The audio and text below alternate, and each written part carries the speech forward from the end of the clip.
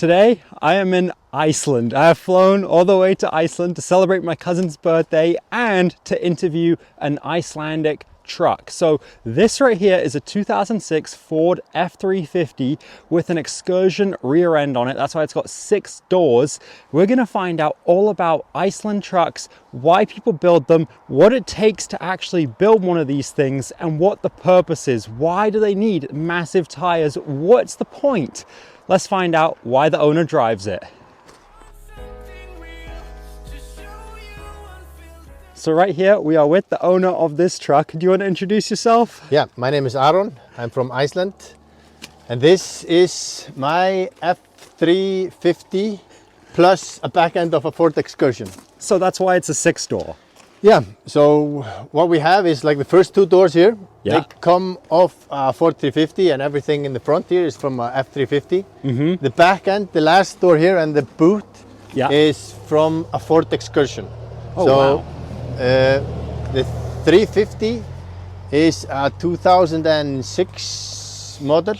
It has the 6.0 diesel engine in it, which is way too loud for everything. It makes it kind of nice to drive it. The Excursion is, I don't know, 2004-5. Okay. And what we do is we just put them together. And everything that you're looking at is made in Iceland. All of this work is done here in the country. Everything is done. We put them together, we jack them up, they go on these massive tires. And what we have is like these are 46-inch Mickey Thompsons. So they stand 40-inch tall here, 46-inch tall. Wow. We have them on these speedlock rims. And then what we have is it's an air system that we have here. And we are able to hook up hoses.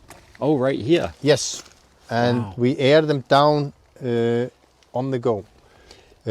What this has as well is like you see the nice lights that we have put onto it. It has air lockers front and in the back. It has a low gear allowing it to crawl. And the purpose of the truck is basically the big tires. Is we take it out in the snow, we air it down, and the big tires deflate, give us a much bigger footprint in the snow, and it allows us to float on top of it and drive basically anywhere we wanna. Wow. Until we get stuck. Yeah. So what's the reason that got you into these? You know, not everybody in Iceland has one of these. This is still quite rare, right? It is, yeah. But I would say it is the freedom of going anywhere, you know. In the winter, I mean, look around, like what we have around us here. In the winter, this gets completely covered in snow. And when it gets covered in snow, and if you're brave enough, you can take it basically anywhere you want to go. Really? And you know, you're out there in the middle of nowhere, sometimes all by yourself, sometimes it's better to bring a buddy. Yeah. But sometimes you're by yourself, and it's nature, it's you, it's nothing around you, and it's about the peace and the quiet and the, you know, just enjoying, you know, being there in the moment. Yeah, amen. Now, have you ever got stuck? Everyone probably wonders. I actually have, yes. But getting stuck is part of like the fun, you know. Yeah. We sat out, and sometimes just without the goal, you know. We just want to go and have fun, and getting stuck is part of it, you know. But as soon as you get stuck, all your buddies are gonna surround you, take pictures of you, post them online, you know, make fun of you, and you're gonna feel a little low after it, you know. Yeah. But it's just part of the fun. But it's best to catch your buddies stuck, you know.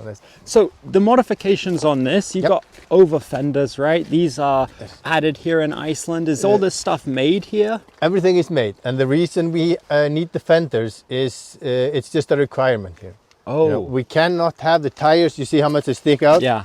We cannot have the tires sticking out further than the fender. Okay. So if the tires stick too far out, we just get pulled over right away. Oh, by the police? Yeah, by the police. Oh, go ahead. What were you going to say? I was going to say about the air system that we have. You see, it's not connected right now. Yeah. And that's just because we've been driving on the main road. And we only put the air system on when we go off-road, because the hoses are going to stick out even further. Oh. And it's a massively wide car. And we don't want the hoses on the main roads, because it's just going to be too wide And so these don't move when you're driving? This spins? Yeah, they stay in place. Okay, And so it like rotates. we just have a valve in here. Yeah. And we open the valve and it's just gonna and then we have a compressor in the back. This is gonna pump all the 4 tires up at the same time. And it just allows us to not being able to have to jump out, air down, air up, air down, air up. Yeah. And in the snow, sometimes just 1 psi difference in tire pressure is gonna be the difference between being stuck or being able to be Really? moving. Yeah. Wow. So when you go on the snow and the ice, how much do you typically lower it from on the street? So right now we run them at 25 psi on the road. Okay. But in the snow, nothing is gonna happen unless you're under 10, and we take them to 5 and even go down to 3 psi. And then you have to drive slower, of course. But at 3 psi, there is not much air left in the tire. Yeah. And you basically, that is what allows us to float on top of it. Wow. What's the culture like in Iceland to build these? Do a lot of people do it? Is it very popular, or is it too expensive for most to enjoy? I would say this thing started out just as a hobby. People were modifying these bigger trucks in their garage. Yeah. You would just buy bigger tires, and you would do it all yourself. And then just take them out in the winter, go out with your buddies.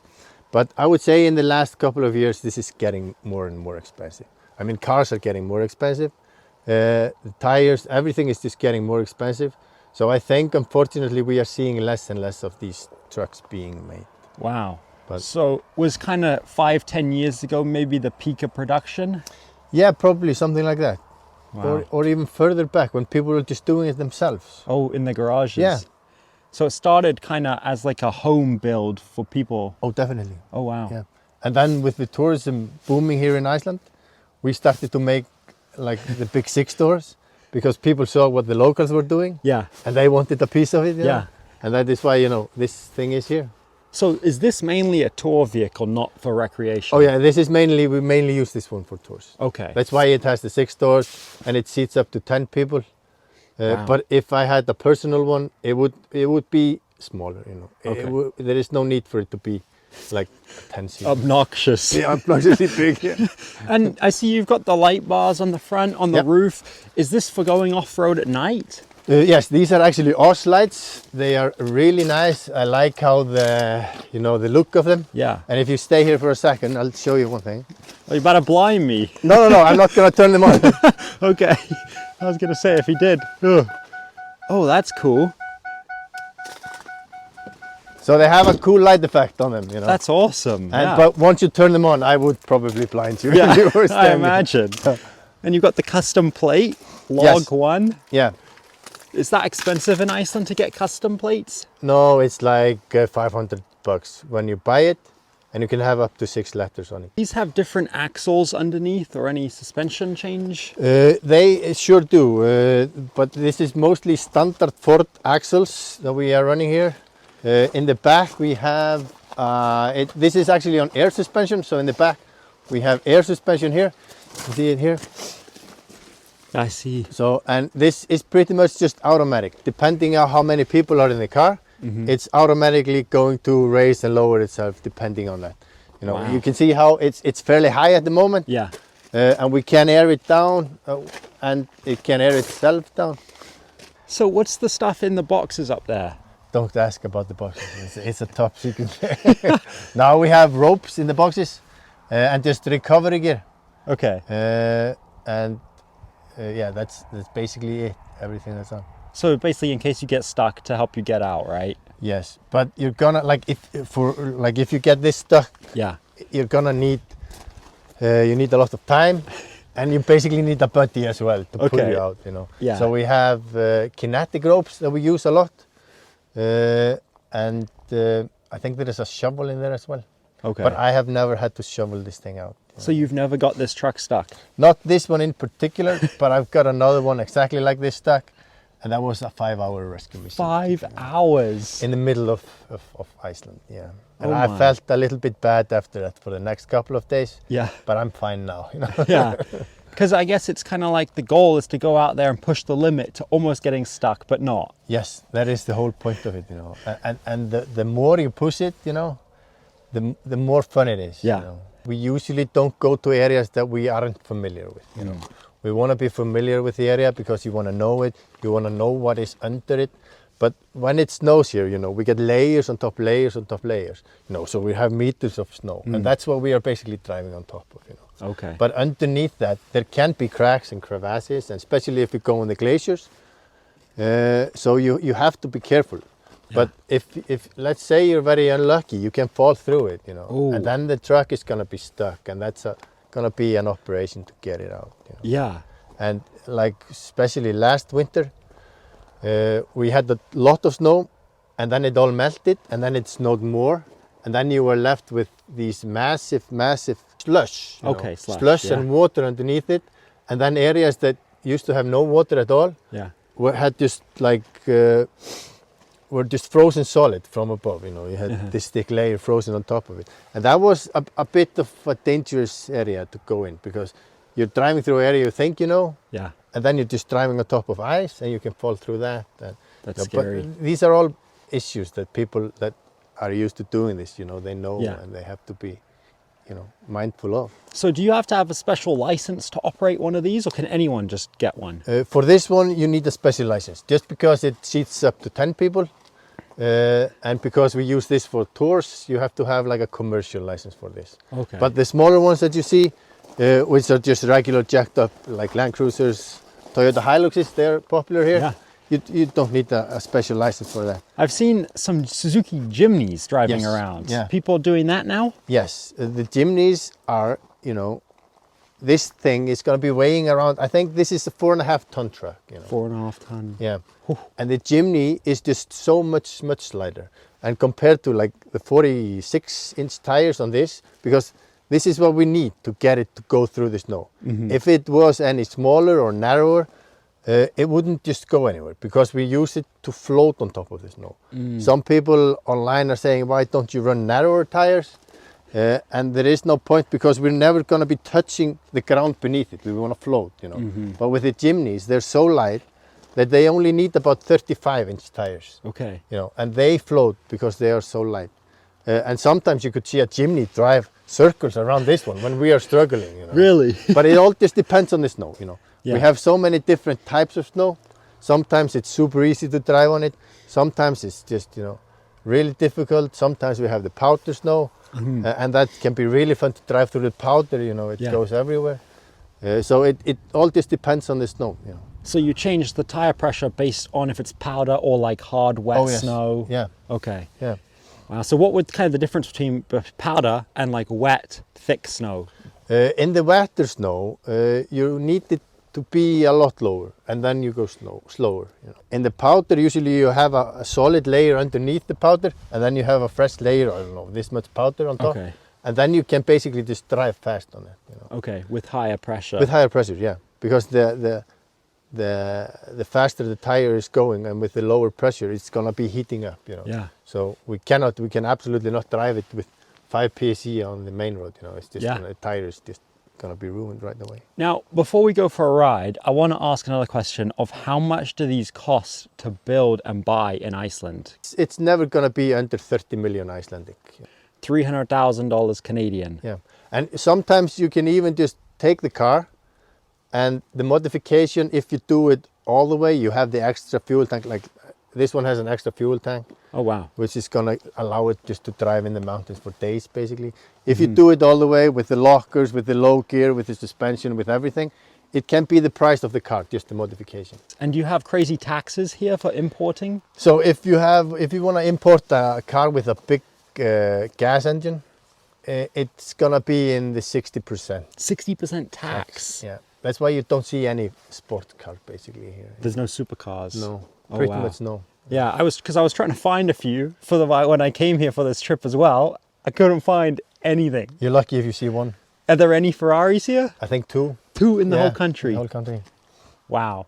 Well, that's okay. I got this. This is what I wanted. This is what I came here for. This is what makes Icelandic car culture, or I guess truck culture, unique, right? I would say so. I hope they bring these to Canada one day. Now, do you mind if we go for a ride in it? Let's go. And my cousins, who I'm actually here celebrating my birthday with, or their birthday, my cousin Jordan, they're going to come for a ride in it. And I guess might get some crazy reactions. He's not paying me to say this, and I have not done a brand deal or anything, but if you want to support these guys, I'll put the link in the description. You can go and book a tour in this exact truck. They have a white one as well, and he's building another truck coming up soon. So if you want, you can go book. Link is in the description. What is the website again? USI.is. There you go. I'll put the link in the description. Thanks, guys.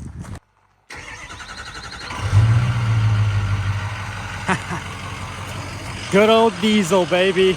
So we are in the vehicle now. Yes. We've got the whole family back here, my cousins. It's Jordan's birthday. Hey! There we go. Shout out to Jordan. That's the reason I'm in Iceland, and to meet up with Aaron to see this crazy truck. So off we go. Oh wow, it's pretty quick still for being so heavy. Wow.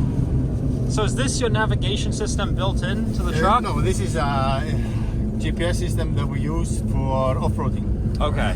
And we have, because like we have the bigger tires as well, and we have 44-inch tires that go on this and 46 inches, and they aren't calibrated for the speedometer always.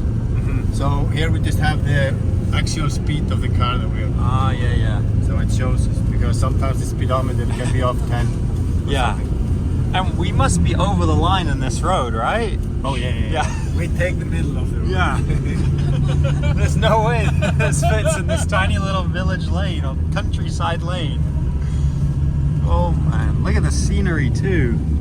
The rule in Iceland is that you have to stick to trails or tracks.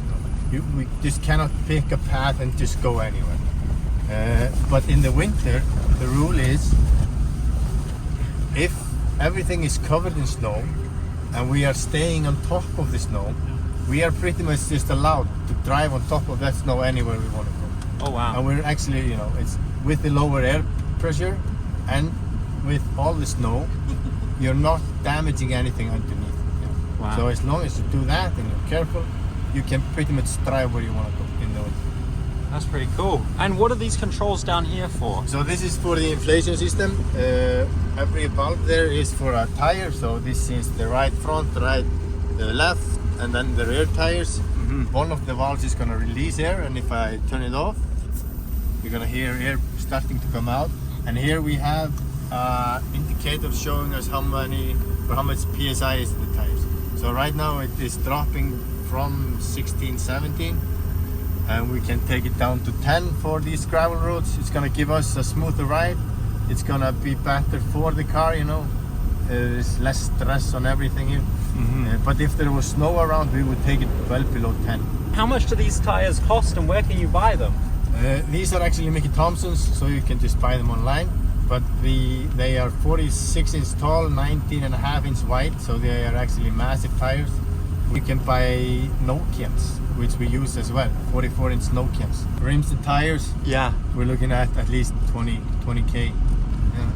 And is this kind of, if you're into vehicles and cars, I guess, is this what you would do in Iceland instead of having a Mustang or a Corvette or a Porsche? Yeah, I think so. Just because the summer season is short here, I mean, you can still find the Mustangs, a few Porsches around, but it's just the season for it is short.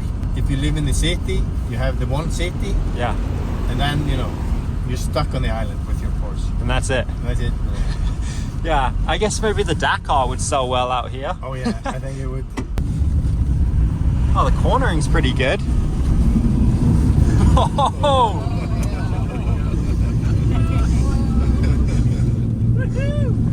That's crazy. It like defies your mental physics because you think the vehicle's just gonna tip. It's so long, it's so stable because it's so long. Yeah. You have all the time in the world to count it into the go. Wow. Oh! That's pretty awesome. I need one of these in Canada. Maybe I should turn my G-Wagon into one of these. Yeah, you should.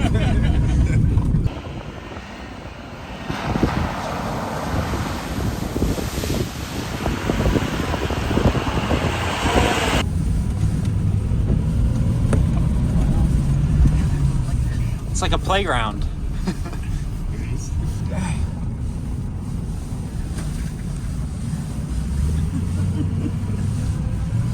you so much for taking us for a ride in this. Of course. I appreciate you doing a video. And yeah, if you want to book a tour, what's the website? usi.is. There you go. If you want to go for a tour with Aaron, maybe in this truck even, go to the link in the description. And he's not paying me to say this, I'm just promoting him because I'm grateful that you did a video with me. So thank you guys, thank you for watching. Remember, never ever quit your dreams. I'll see you in the next video. God loves you.